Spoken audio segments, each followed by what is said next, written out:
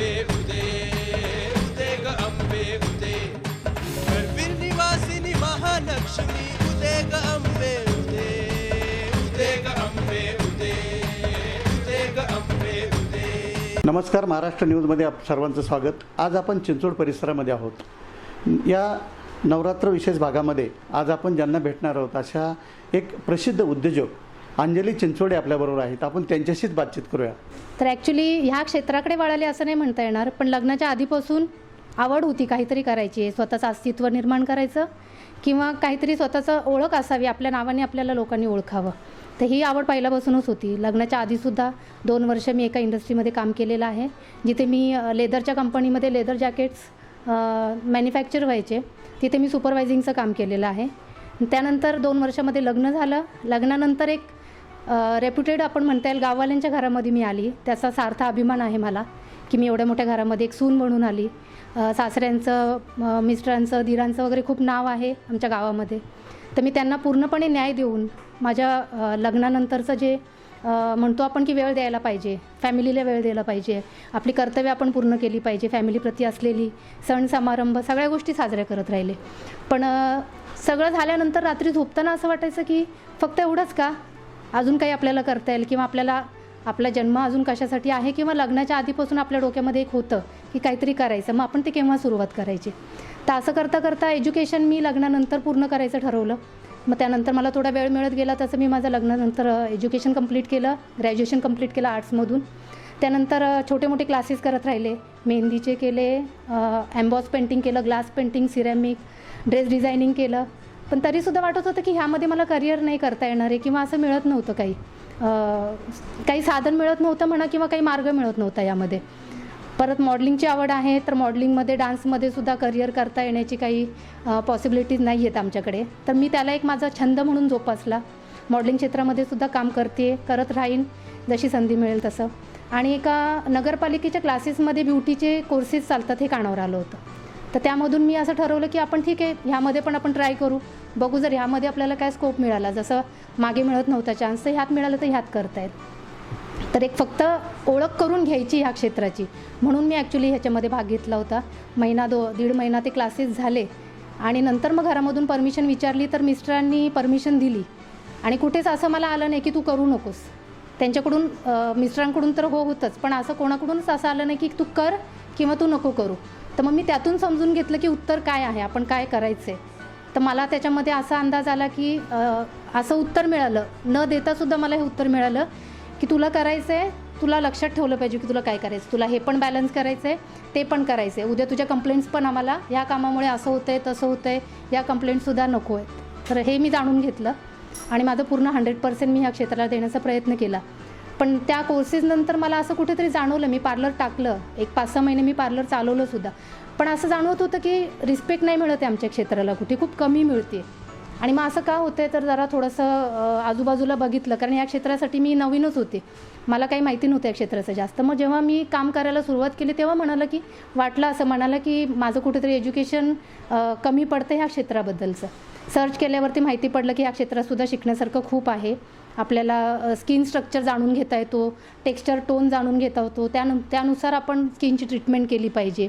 म्हणजे थोडक्यात तुम्ही म्हटलात तर स्किन स्पेशलायझेशनचा कोर्स ह्याच्यामध्ये तुम्हाला करता आला पाहिजे, जेणेकरून तुम्ही जेव्हा क्लायंटला हात लावता तर डॉक्टरांना जसं आपण कोणाच्याही जवळ जाऊन आपण म्हणत नाही माझी ट्रीटमेंट करा, किंवा क्लायंट्स हे पेशंट जे असतात ते सुद्धा त्यांच्यावरती तेवढा विश्वास टाकू शकतात की हां ही व्यक्ती माझी ट्रीटमेंट करू शकतं।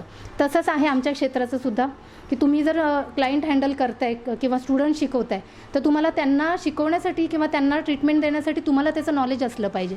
आणि ऑब्व्हियस आहे की कोणतंही नॉलेज घ्यायचं तर तुम्हाला एज्युकेशनशिवाय ते मिळत नाही। मग मी पुण्यामध्ये एक वेल नोन इंडस्ट्री आहे, मला अभिमान आहे, मी त्या इंडस्ट्रीमधून माझं कोर्सेस कंप्लीट केले। मी ABTC कंप्लीट केला, डिप्लोमा झाला माझा स्किन स्पेशलायझेशनमध्ये। परत सिडॅस्को म्हणून एक इंटरनॅशनल स्किन आणि बॉडीचं हे आहे, कोर्सेस आहेत, ते मी 2 वर्षाचे कोर्सेस माझे कंप्लीट केलेले आहेत। त्यानंतर मग मेकअप वगैरेमध्ये सगळ्याच गोष्टी क्लिअर एज्युकेशन घेत मी पुढे गेले। आणि मेन फोकस माझा होता की स्टुडंट्सवरती, तर स्टुडंट्सलासुद्धा शिकवायचं मी थोडंसं फोकस केला की आपल्याला जर येते तर आपण त्या मुलींना शिकवू शकतो, हे कुठेतरी वाटलं। दुसरा एक प्रश्न आहे की तुम्हाला घरातून तर सहकार्य चांगलं मिळालेलं आहे, आत्ता आपण बोललेलाच आहात. तर हे सहकार्य मिळत असताना आता आपण थोडंसं वेगळ्या युटर्न घेऊया. तर तुम्हाला सहकार्य जे मिळालेलं आहे ते सहकार्य मिळाल्यानंतर आत्ता सध्या कोरोनाचा प्रादुर्भाव आहे आणि या कोरोनाच्या प्रादुर्भावामध्ये हे जे 5-7 महिने झालेले आहेत यामध्ये तुमच्या व्यवसायाची जी काही प्रगती होती ती कमी झाली किंवा त्याच परिस्थिती आहे असं काय वाटतं तुम्हाला? येस ऑफकोर्स प्रगती कमी झाली म्हणता येणार नाही, पण ठप्प झालेली आहे. थोडक्यात सगळ्याच इंडस्ट्रीला ह्याचा फटका बसलेला आहे, आमच्या ब्युटी इंडस्ट्रीलाच असं नाही. पण मी सांगेन की ब्युटी इंडस्ट्रीमध्ये महिलांचं प्रमाण जास्त आहे. कम्पॅरेटिव्हली तुमच्या इतर इंडस्ट्रीपेक्षा आमच्या इंडस्ट्रीमध्ये महिलांचं प्रमाण जास्त आहे. आणि महिला अशा आहेत की असंच की हातामध्ये खूप जास्त सेविंग नाही आहे, ह्या गोष्टी नाही केल्यामुळे त्यांना आता त्या गोष्टीचा खूप जास्त फटका बसला आहे. बऱ्याच मैत्रिणींनी माझ्या इन्स्टिट्यूट त्यांचे स्टुडिओज बंद केलेले आहेत. तर वाईट वाटलं ऐकून, पण सेविंग असणं किती गरजेचं आहे. मला असं वाटतं की ह्याच्यामधून महिलांनी आमच्या ब्युटी क्षेत्रातल्या महिलांनीसुद्धा या गोष्टी थोड्याशा त्याच्यावरती फोकस केलं पाहिजे. मॅनेजमेंट शिकून घेतलं पाहिजे, प्रेझेंटेशन शिकून घेतलं पाहिजे की त्यांच्यावरती बंद करायची वेळ नाही आली पाहिजे. म्हणजे ह्या प्रश्नाचं उत्तर एक मी आणखीन पद्धतीने देईल. मी एका ब्युटी पेजंटमध्ये पार्टिसिपेट केलं होतं. तर त्याच्यामध्ये त्यांनी ज्युरी मेंबर्सनी मला असा प्रश्न विचारला होता की समजा तुम्ही जर तुम्ही एखाद्या अशा गावाला व्हिजिट करताय की तिथे संपूर्ण उद्ध्वस्त झालेलं आहे, वादळ आले, वारं येऊन ते पूर्ण गाव उद्ध्वस्त झाले, तिथली लोकं रडत आहेत वगैरे. तर अशा ह्याच्यामध्ये तुम्ही व्हिजिटला गेलं तर तुम्ही त्यांना काय समजवाल किंवा काय सांगाल, तुमचं मार्गदर्शन काय असेल? तर मला अक्षरशः ह्या गोष्टीचा अनुभव झाला ह्या लॉकडाऊनमध्ये की खरंच आपल्यावरती त्या प्रश्नानुसार वेळ आलेली आहे, तर आपण कसं यातनं बाहेर पडायचं. की मी तेव्हा उत्तर दिलं होतं की जरी उद्ध्वस्त झालं आहे तरीसुद्धा तुमच्यामध्ये जेवढी हिंमत आहे ती तुम्ही पूर्णपणे तुमचा 100% देऊन परत उभं करण्याची ताकद तुमच्यामध्ये ती आहे. ती फक्त तुम्हाला जाणून घ्यायची, शांतपणे विचार करायचा आहे आपण आता काय करू शकतो, काय करता येईल. आणि असं वाटलं मलासुद्धा की आपण फक्त उत्तर देण्यापुरतंच आहे की त्या गोष्टी आपण आपल्या रिअल लाईफमध्ये फेस करायची वेळ आल्यावर सुद्धा आपण कसं फेस करू शकतो आणि केलं पाहिजे. तर मी त्या गोष्टींचा विचार करून पॉझिटिव्हली घेऊन आता माझ्या क्षेत्रामध्ये मी महिलांनासुद्धा असं प्रवृत्त करेन. कोणी जर गायडन्ससाठी आलं, मॅडम काय करायला पाहिजे, आता असं असं झालं आहे, तर मी ऑब्व्हियसली त्यांना गाईड करते. त्यांचं कुठे लॅक होतं आहे, कुठे त्यांना कमतरता आहे कुठल्या गोष्टीची, तर त्याच्यामध्ये तुम्ही कसं फेस केलं पाहिजे त्या गोष्टी मी त्यांना मार्गदर्शन करते. या कामासाठी आपल्याला कोणाकोणाचं सहकार्य, म्हणजे पिलर्स तुम्हाला जे काही सहकार्य झालं ते कोणाकोणाचं असेल आणि कशा पद्धतीचं असेल? खूप महत्त्वाचा प्रश्न आहे माझ्यासाठी. पिलर तसं म्हणता येईल तर सगळ्यात आधी मी माझ्या आईवडिलांना माझे पिलर समजेन. त्यांनी ज्या परिस्थितीमध्ये तोंड देऊन आम्हाला शिकवून इथपर्यंत आणलं की कॅपेबल केलं, आम्हाला मानसिकता पण आणि फिजिकली पण आम्हाला त्यांनी स्ट्रॉंग केलं. तर ते माझे सगळ्यात मोठे पिलर आहेत. संकटांना कसं तोंड द्यायचं, तुम्ही सगळ्या गोष्टी कशा बॅलन्स करू शकता, ती पॉवर त्यांनी मी म्हणेल त्यांच्याकडून मला मिळालेली आहे. दुसरी गोष्ट माझी फॅमिली, माझे मिस्टर, माझी 2 मुलं, हे सगळ्यात मोठा माझा पिलर आहेत. मिस्टरांनी पाठिंबा दिला नसता किंवा त्यांनी परमिशन दिली नसती तर नसतं करता आलं. आणि माझी बाकीची फॅमिलीसुद्धा, जशी आमच्या 5 जणांची मोठी फॅमिली आहे, तर त्यांच्याकडून पण मला सपोर्ट आहे खूप छान. ते सुद्धा माझ्या ह्या कारकिर्दीला खूपच ॲप्रिशिएट करतात. त्याबद्दल मी खरंच तुमच्या माध्यमातून त्यांना सगळ्यांना धन्यवाद देऊ इच्छिते की मला हे आज चान्स मिळाला की मी त्यांना समोरासमोर कामाच्या गडबडीमध्ये बऱ्याचदा असं होतं, पण ह्या माध्यमातून मला त्यांना धन्यवाद देता येते. Thank you so much. स्वतःच्या पायावर उभी राहिली पाहिजे, महिला सक्षमीकरण, महिलांना आर्थिक उत्पन्न स्वतःच्या पायावर उभं राहून मिळालं पाहिजे. आणि अनेक महिलांचा कल हा या आपल्या व्यवसायाकडे निश्चित आहे.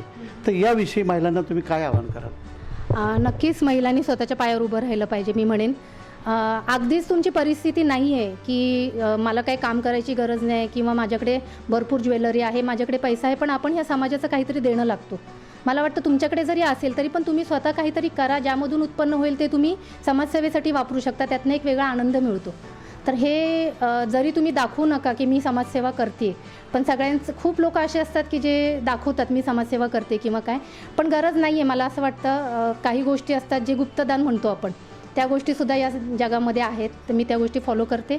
महिलांना मी नक्कीच सांगेन की आपलं क्षेत्र खूप वास्ट आहे, ह्याच्यामध्ये खूप शिकण्यासारखं आहे, खूप रिस्पेक्टेड, खूप एज्युकेटेड गोष्टी ह्याच्यामध्ये आहेत की तुम्ही त्याच्यातून खूप नॉलेज घेऊन पुढे जाऊन खूप मोठा एक ब्युटिशियन किंवा एक छान इंडस्ट्री तुम्ही चालू शकता, मुलींना शिकवू शकता. पण त्यासाठी तुम्ही स्वतःसुद्धा एज्युकेटेड असले पाहिजेत. तुम्हाला उत्तरं क्लायंटनी विचारलेत किंवा स्टुडंट्सनी विचारले ते तुम्हाला सांगता आले पाहिजेत.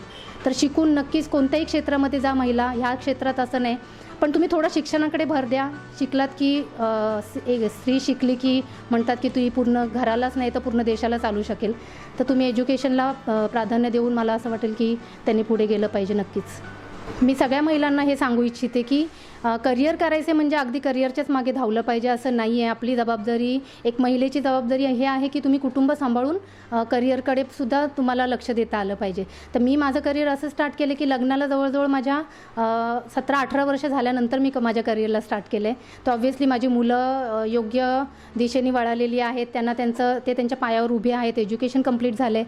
आणि मग मला असं कुठेतरी जाणवत होतं की आता इथून पुढे आपण देर करता कामा नये, की उशीर आता याच्या पुढे जर आपण उशीर केला तर आपलं शरीर आणि आपला मेंदू दोन्ही साथ देणार नाही. तर योग्य वेळी योग्य डिसिजन घेणं, योग्य वेळी करिअर स्टार्ट करणं हे सुद्धा तितकंच महत्त्वाचं आहे जितकं महत्त्वाचं आपण योग्य वेळी फॅमिलीला वेळ देतो तेवढंच महत्त्वाचं हे आहे असं वाटतं मला. अंजली मॅमविषयी तर वेगळं सांगायची गरज नाही. एक तर त्या स्वतःच एक आरसा आहेत.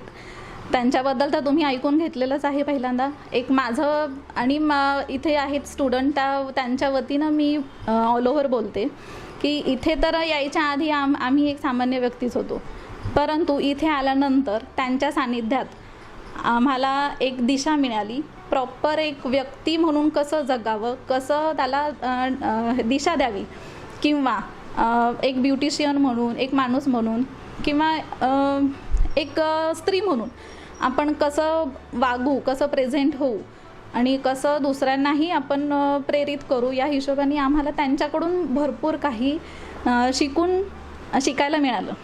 आणि इन्स्टिट्यूटविषयी सांगायचं तर मेराकी या शब्दातच सर्व आलेलं आहे.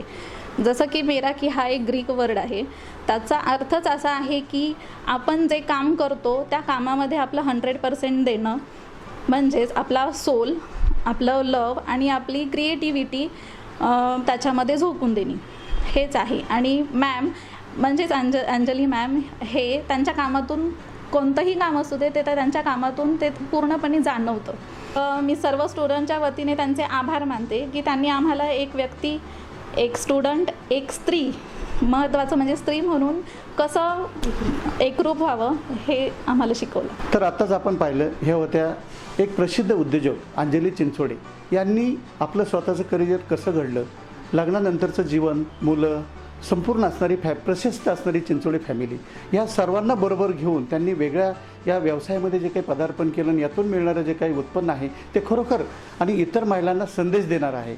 म्हणूनच आपण या ठिकाणी त्यांच्याशी बातचीत केलेली आहे. आता तरी आपण या ठिकाणी थांबतोय, तोपर्यंत पाहत राहा महाराष्ट्र न्यूज, चिंचवड, पुणे. मी महाराष्ट्र न्यूजच्या सर्व महिला प्रेक्षकांना माझ्या वतीने नवरात्रीच्या खूप खूप शुभेच्छा देते. उद्यापासून आपला नवरात्र प्रारंभ होत आहेत. तर मी सगळ्या महिलांना हा संदेश देऊ इच्छिते की नवरात्र तुम्ही जे सेलिब्रेट करताय तर त्यामधून तुम्ही काय संदेश घेता. तर आपणच देवी आहोत, आपल्या आतमध्ये एक दैवी शक्ती आहे आणि त्या देवी शक्तीला दाबून मारून न ठेवता तुम्ही तुमच्या इच्छा, हौस, तुमचे स्वप्न जे आहेत ते पूर्ण करण्याची तुमच्यामध्ये ताकद आहे. ती तुम्ही जोपर्यंत तुम्ही त्या गोष्टी सत्यामध्ये उतरवत नाहीत तोपर्यंत त्या पूर्ण होणार नाहीत. हेच आपल्याला देवी संदेश देत असते असं मला वाटतंय. तर तुम्ही सगळ्यांनी नक्कीच प्रयत्न करा, हौस करा, स्वतःची इच्छा पूर्ण करा, स्वप्न पूर्ण करा, स्वतःच्या पायावर उभं राहून स्वतःचं अस्तित्व निर्माण करा. धन्यवाद. अंबे